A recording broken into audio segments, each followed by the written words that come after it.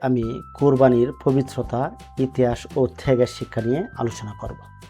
হযরত ইব্রাহিম আলাইহিস সালাম এর অনন্য আনুগত্য এবং আমাদের জীবনের জন্য এক গভীর তাৎপর্য।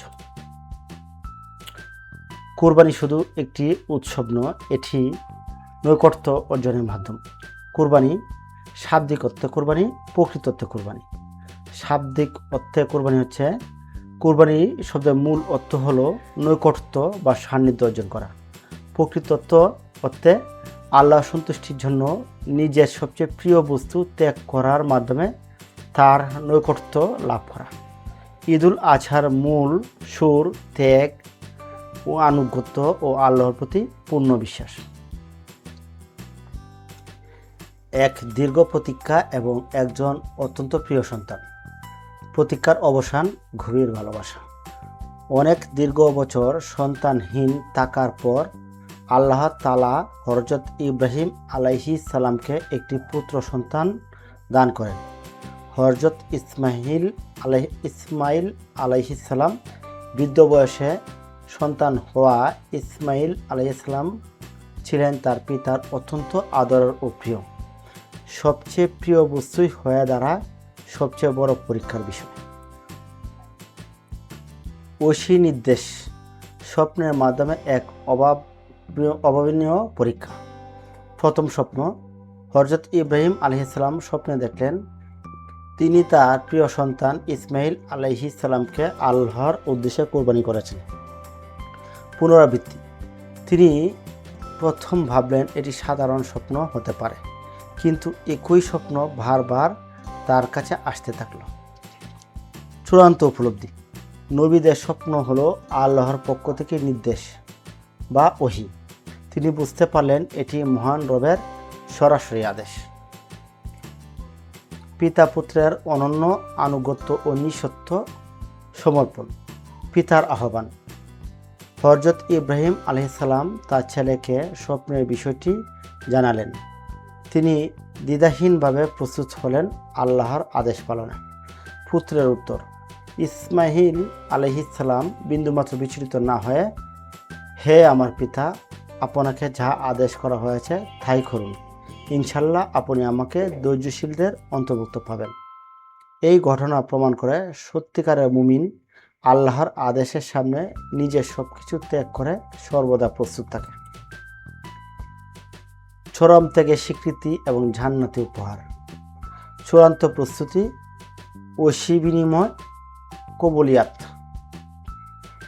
চূড়ান্ত প্রস্তুতি। হযরত ইব্রাহিম আলাইহিস সালাম যখন আল্লাহর আদেশ পালনে প্রস্তুত হলেন এবং ইসমাইল আলাইহিস সালামকে শুয়ে দিলেন, সেই ঐশী বিনিময়।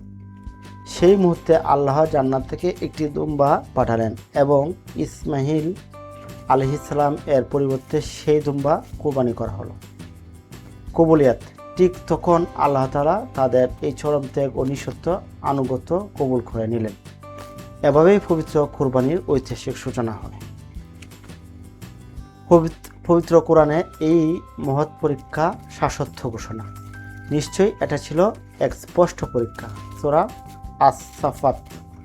আল্লাহ তাআলা হযরত ইব্রাহিম আলাইহিস সালাম এর এই অতুলনীয় আনুগত্যকে কিয়ামত পর্যন্ত বিশ্ববাসীর জন্য এক চিরন্তন উদাহরণ হিসেবে রেখে দিয়েছেন। আমরা কেন কোরবানি করি? কোরবানির উদ্দেশ্য, আনুগত্য, চূড়ান্ত লক্ষ্য, সামাজিক দায়বদ্ধতা, আত্মশুদ্ধি, ঐতিহ্য। আনুগত্য, আল্লাহর আদেশ পালন করার জন্য।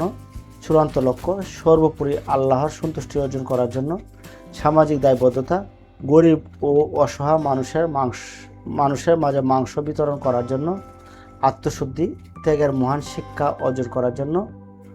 ঐতিহ্য, হযরত ইব্রাহিম আলাইহিস সালাম এর সুন্নত অনুসরণ করার জন্য। কুরবানির 4টি মূল বিষয়: ত্যাগের শিক্ষা, মানবতার শিক্ষা, তাওকীদ অর্জন, আনুগত্যের শিক্ষা। ত্যাগের শিক্ষা, নিজের প্রিয় জিনিস শুধু আল্লাহর সন্তুষ্টির জন্য ত্যাগ করা মানসিকতা তৈরি করা। মানবতার শিক্ষা, কুরবানির মাংস গরিব অসহায়দের মাঝে বিতরণ করার মাধ্যমে সমাজে ভ্রাতৃত্ব ও সাম্য সৃষ্টি করা। তাওকীদ অর্জন, কুরবানির আসল উদ্দেশ্য শুধু পশু জবাই নয়, বরং অন্তরে আল্লাহ ভীতি তাওকা জাগ্রত করা। আনুগত্যের শিক্ষা, আল্লাহর যে কোনো আদেশের সামনে নিজের ব্যক্তিগত ইচ্ছাকে নিঃশর্তভাবে ত্যাগ করা। বর্তমান সময়ের কোরবানি প্রাসঙ্গিকতা ও প্রয়োজনীয়তা। বর্তমান বাস্তবতা কোরবানির প্রতিষেধক। আজকের পৃথিবীতে মানুষ ক্রমশ স্বার্থপর, আত্মকেন্দ্রিক ও অহংকারী হয়ে যাচ্ছে। কোরবানির প্রতিষেধক। এই কঠিন সময়ে কোরবানি আমাদের শেখায় আত্মত্যাগ করতে, নিজের ক্ষুদ্র স্বার্থের ঊর্ধ্বে উঠতে, অন্যের পাশে দাঁড়াতে, সমাজে অবহেলিত মানুষের হক আদায় করতে, অহংকার ত্যাগ করতে, নিজেকে বিনয়ী হিসেবে গড়তে, তাওয়াক্কুল আল্লাহর প্রতি সম্পূর্ণ বিশ্বাস রাখতে। দৃশ্যমান কোরবানি বনাম আত্মিক কোরবানি। দৃশ্যমান স্তর পশু জবাই, একটি হালাল পশু আল্লাহর নামে উৎসর্গ করা, এটি কেবলই একটি বাহ্যিক প্রতীক বা মাধ্যম। গভীর স্তর প্রকৃত কোরবানি, নিজের ভেতরের অহংকার, লোভ, খারাপ প্রবৃত্তি এবং পশুত্বকে জবাই করা। কোরবানি শুধু পশু জবাই নয়, এটি নিজের নেতিবাচক সত্তাকে ত্যাগ করার এক গভীর আধ্যাত্মিক সাধনা। ত্যাগের মহিমা উদ্ভাসিত হোক আমাদের জীবন। ঈদুল আজহা শুধু আমাদের উৎসব নয়, এটি ত্যাগ, ভালোবাসা ও আনুগত্যের এক মহান পাঠশালা। হযরত ইব্রাহিম আলাইহিসসালাম ও হযরত ইসমাইল আলাইহিসসালাম এর এই ঘটনা আমাদের চিরকাল মনে করিয়ে দেয়, আল্লাহর সন্তুষ্টির জন্য করা যে কোনো ত্যাগই মহৎ। আসুন আমরা কোরবানির প্রকৃত শিক্ষা নিজেদের জীবনে বাস্তবায়ন করি। আল্লাহ আমাদের সবাইকে এই মহান শিক্ষা বোঝার ও ধারণ করার তৌফিক দান করুন। আমিন।